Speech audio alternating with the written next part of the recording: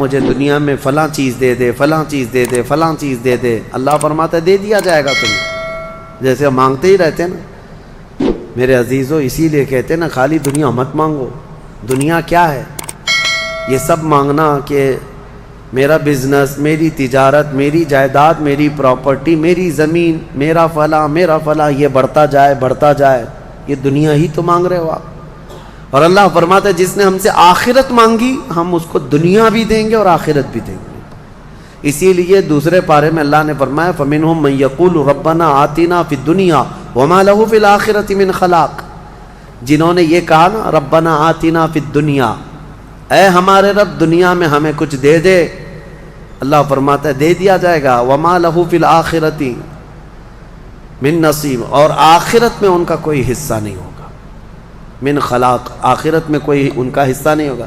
وَمِنْهُمْ مَنْ يَقُولُ رَبَّنَا آتِنَا فِي الدُّنْيَا حَسَنَةً وَفِي الْآخِرَةِ حَسَنَةً وَقِنَا عَذَابَ النَّارِ أُولَٰئِكَ لَهُمْ نَصِيبٌ مِّمَّا كَسَبُوا، اللہ فرماتا ہے اور جنہوں نے کہا اے ہمارے رب ہمیں دنیا میں بھی اچھائیاں دے دے اور آخرت میں بھی اچھائیاں دے دے، رب فرماتا ہے، اور جنہوں نے یہ کہا اے اللہ ہم کو عذاب دوزخ سے بچا لے، رب فرماتا ہے یہ وہی لوگ ہیں جنہوں نے حقیقت میں حصہ حاصل کر لیا، آخرت بھی مانگ لیا، دنیا بھی مانگ لیا۔ دعا میں ہمیشہ یہی کیا کرو کہ اللہ ہماری آخرت اچھی کر۔ یہاں مانگ کر کے کتنا لے لو گے؟ کتنا لے لو گے؟ کتنے دن تک؟ چلو آج آپ نے صحت مانگی، اے اللہ مجھے صحت عطا کر، طبیعت اچھی رکھ، اچھی بات ہے، لیکن کتنے دن تک رہو گے؟ 80 سال، 100 سال؟ 80 سال کے بعد جب بال سفید ہونے لگیں گے تب پھر تم یہ مانگو گے کہ اللہ پھر میرے بال کالے کر دے؟ پیٹھ جھکنے لگے گی تب یہ کہو گے کہ اللہ میری کمر سیدھی کر دے؟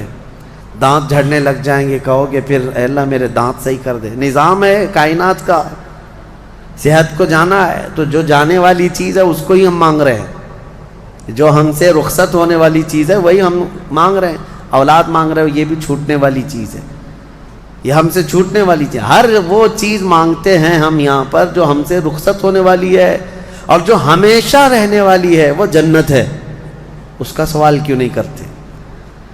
اور ایک امام شیخ سعدی رحمۃ اللہ علیہ کی کتنی پیاری بات ہے، سنو، فرماتے ہیں موت سے بچنا ممکن ہے کسی کو؟ بتائیں کوئی بچ سکتا ہے؟ پاسبل ہے؟ موت سے بچنا کسی کے لیے بھی ممکن ہے؟ نہیں ہے، سب کو پتہ ہے، سب کو پتہ ہے امپاسبل، لیکن اس کے باوجود بھی بچنے کے لیے 1000 دوائیاں کھاتے ہیں ہم۔ سب کو معلوم ہے کہ موت سے نہیں بچتے ہیں، لیکن اس کے باوجود بھی بچنے کے لیے ہم روز کچھ نہ کچھ کر رہے ہیں۔ ہم اپنے جسم کو صحیح کرتے ہیں یا بیماریوں کو صحیح کرنے کے لیے پیسہ بھی بہاتے ہیں، سب کچھ کرتے ہیں، ہمیں پتہ ہے کہ ہم نہیں بچ سکتے پھر بھی خرچہ کرتے ہیں۔ شیخ سعدی کی سوچ دیکھو، فرماتے اور انسان کو یہ پتہ ہے کہ جہنم سے بچنا ممکن ہے، موت سے بچنا تو ممکن نہیں، لیکن دوزخ سے بچنا ممکن ہے۔ کیا سب کے اوپر کمپلسری ہے جہنم میں جانا؟ نہیں، تو جس سے بچنا ممکن ہے اس کے لیے کوشش بھی نہیں کرتا، اور جس سے بچنا ممکن ہی نہیں اس کے لیے روز کوشش کرتا ہے۔ یہ کیسی سوچ ہے انسان کی؟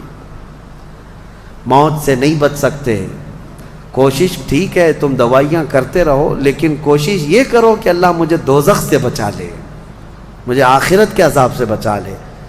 میرے عزیزو ہمارا سارا نظام اسلام کا آخرت پر ٹکا ہوا ہے، اسی لیے رب تعالیٰ نے فرمایا من کان یرید حرث الآخرۃ نزید لہ فی حرثہ۔ ایک بات میں آپ کو بتا دوں، اگر اسلام سے آخرت کا کانسیپٹ نکال دیا جائے تو پورا دین کھوکھلا ہو جائے گا۔ یعنی پھر کس چیز کے لیے کر رہے ہو تم؟ نماز کیوں پڑھ رہے ہو؟ چوری سے کیوں بچتے ہو؟ شراب کیوں نہیں پیتے؟ ہر چیز کا تعلق تمہارا آخرت سے جڑا ہوا ہے، آخرت سے۔ کیوں؟ حساب ہوگا، پوچھا جائے گا، میری نمازیں بھی پوچھی جائیں گی، روزے بھی پوچھے جائیں گے، ہر چیز آخرت کے خوف سے ہم دنیا میں عمل کر رہے ہیں، اور اگر آخرت کا کانسیپٹ ختم ہو گیا تو وہی درندوں کی طرح سے ناچتے گھومتے رہیں گے۔ جیسے دوسری قوموں کو دیکھ رہے ہیں، ان کے ہاں کوئی تصور ہی نہیں آخرت کا، ان کا تو یہ ہے کہ اچھے کام کرو گے تو دوسرے جنم میں اچھا بن کے پیدا ہو جاؤ گے، برے کام کرو گے تو دوسرے جنم میں کتا بلی بن کے پیدا ہو جاؤ گے، بس اتنا ہی ہے، اس سے زیادہ نہیں ہے۔ پھر بھی کچھ لوگوں کے ہاں ہے سورگ اور نرگ کا، لیکن وہ بھی اتنا یقینی نہیں ہے، اتنا یقینی نہیں ہے جتنا تمہارے لیے ذہن میں یقینی جنت اور دوزخ کا تصور ہے، یہ دوسروں کے ہاں نہیں ہے۔ اسی لیے میرے عزیزو، آخرت کے تصور کو اتنا مضبوط بٹھاؤ، اتنا مضبوط بٹھاؤ۔ مجھے ایک بات یاد آتی ہے کہ ہمارے ایک بزرگ تھے، میرے بڑے دادا، اللہ ان کی تربت پر رحم فرمائے، پورے علاقے میں لوگ اس بات کے شاہد ہیں، جب بھی کوئی کچھ غلط کام کرتا یا چھوٹی بہت بھی چیز ہلکی نظر آتی ان کو، تو ڈانٹنے کے لیے سب سے پہلا جو جملہ وہ کہتے تھے وہ یہی کہتے تھے، کیا تجھے آخرت کا خوف نہیں ہے؟ آخرت سے نہیں ڈرتا؟ یہ ایک جملہ اکثر ہر کام پر، نماز کے سلسلے میں ہو یا کسی کو کہیں پر گپے لگاتے بیٹھے ہوئے دیکھتے تو یہ کہتے آخرت کا ڈر نہیں ہے۔ یہ ان بزرگوں کا شیوا رہا ہے، اولیاء اکرام کا طرہ امتیاز رہا ہے کہ وہ اپنے سارے اعمال آخرت کے خوف پر رکھے ہوئے ہیں۔ حضرت حاتم اعصم رضی اللہ تعالیٰ عنہ بڑے پائے کے بزرگ ہیں، فرماتے ہیں نماز جب پڑھتے تھے تو کہتے میرا تصور یہی ہوتا ہے کہ موت میرے گردن کے پیچھے، ملک الموت یہی ہے، یہ سوچتا ہوں کہ اب آخری نماز ہے، میری آخری نماز ہے، اور دونوں طرف میرے جہنم کے گڑھے ہیں، ادھر بھی ادھر بھی، میں اگر تھوڑا سا بھی ہل جاؤں تو ہو سکتا ہے ادھر کے گڑھے میں یا ادھر کے گڑھے میں، اور پیچھے ملک الموت ہے اور سامنے رضائے الہی ہے اور جنت ہے، میں بڑھنے کی کوشش کر رہا ہوں۔